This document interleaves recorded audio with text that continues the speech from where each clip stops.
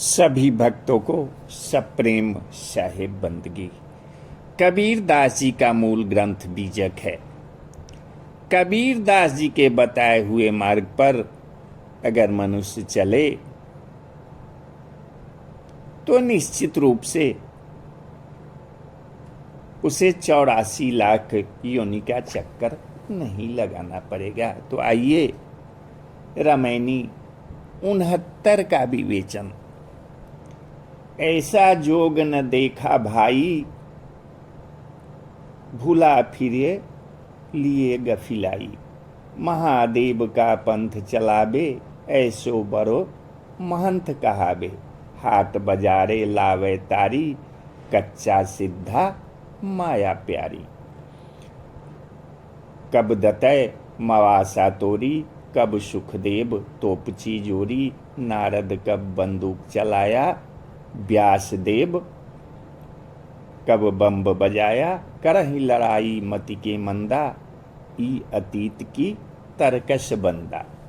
अब भय विरक्त लोभ मन ठाना, सोना पहिरी लजा वही बाना। घोड़ा घोड़ी किन्ह बटोरा, गांव पाए जस चले करोड़ा। इसमें कबीर दास जी आजकल के साधु महात्मा के बारे में बताए हैं। कबीर दास जी कहते हैं कि आजकल के जो साधु हैं वो तो साधु का वेश बना लेते हैं, पर उनके मन में लोभ भरा रहता है।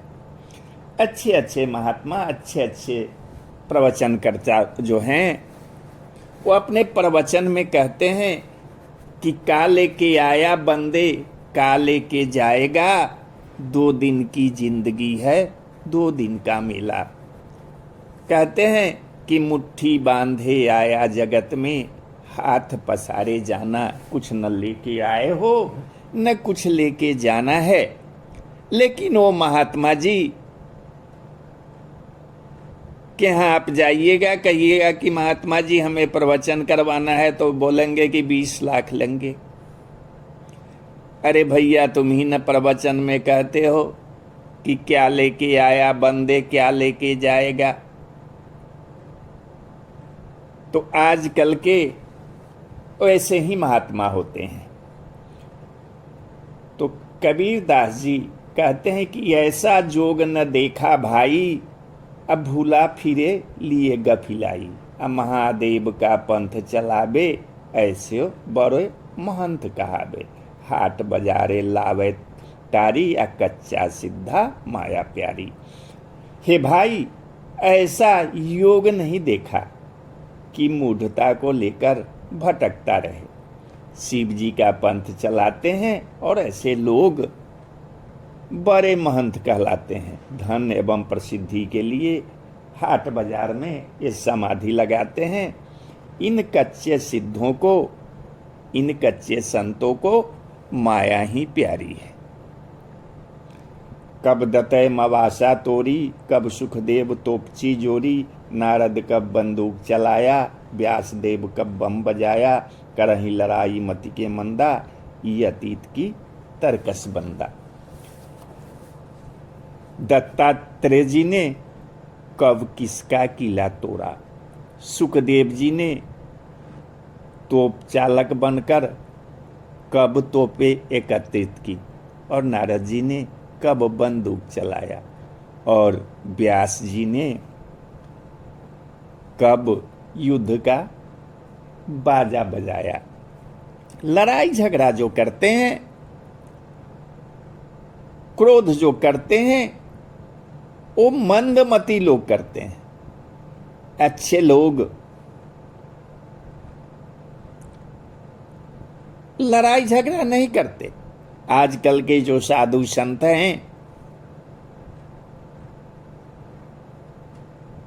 उन्हें बराबर झगड़ा होते रहता है। मठ पर कब्जा करने के लिए तरह तरह के अस्त्र शस्त्र का प्रयोग किया जाता है। ये महात्मा, ये सन्यासी हैं या अस्त्र शस्त्र धारण करने वाले लड़ाकू हैं?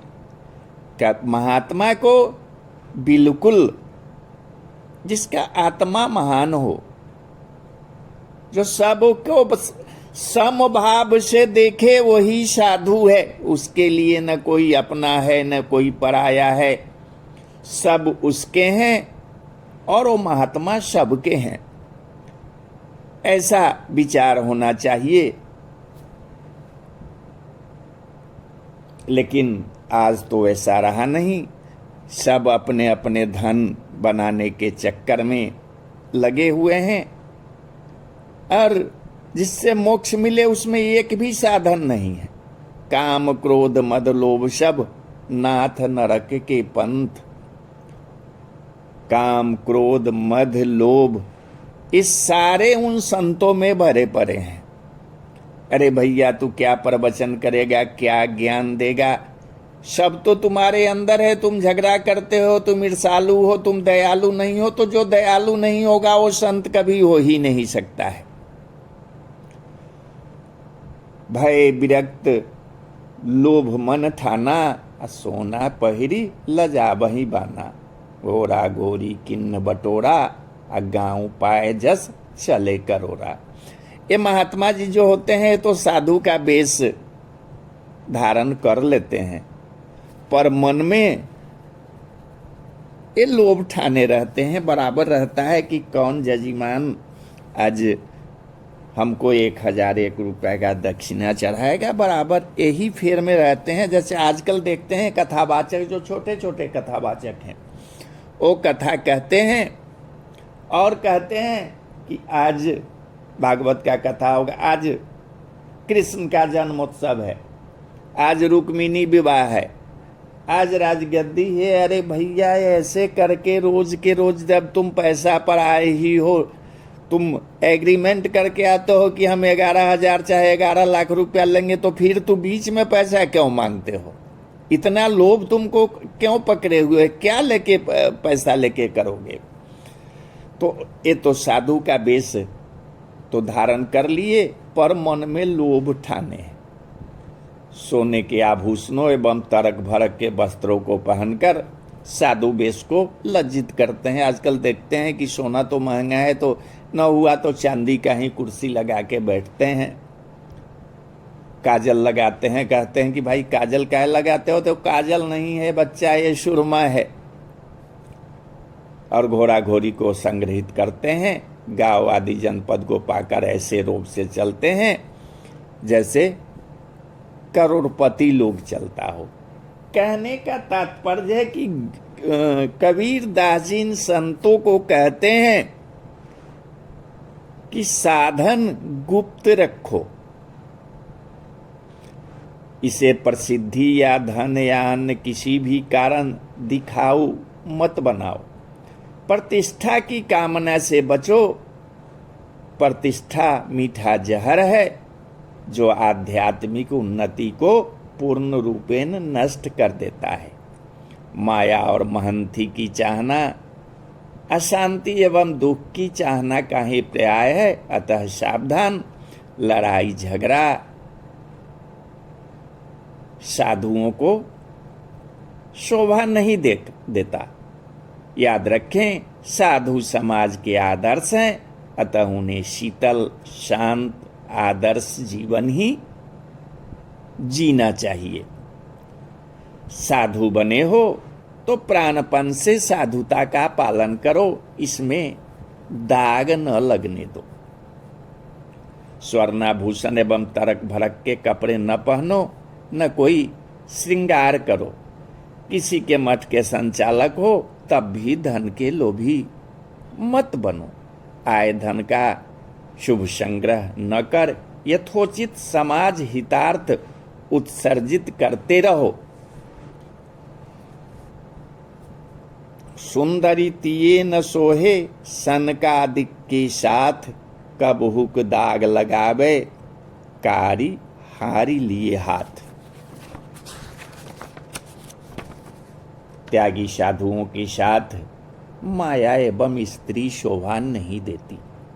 कालिख लगी काली हारी हाथ में लिए रहने पर वह कभी न कभी अवश्य दाग लगा देती है। कल्याण का जो इच्छुक स्त्री पुरुष एक दूसरे के आकर्षण से पूर्ण रूपेण बचे, एकांत में कदापि न मिले। जहाँ तक संभव हो बातचीत, व्यवहार, संपर्क से भी बचने का भरपूर प्रयत्न करें। इंद्रियां और मन सहज ही निम्नगामी है। मन को शांत नहीं रखिएगा, मन को इधर उधर अगर दौड़ाइएगा तो आप में साधुता रहेगा ही नहीं। इसलिए अब भी समय है महात्मा जी, अभी कुछ बिगड़ा नहीं है, अब से भी सावधान हो जाइए, वरना दुर्गति से बच नहीं सकते।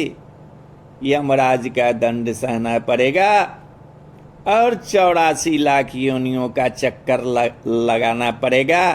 ये जो मानव का जो आपको शरीर मिला है और उसमें भी आप सर्टिफिकेट महात्मा का लिए हुए हैं, तो जरूर ध्यान रखिए।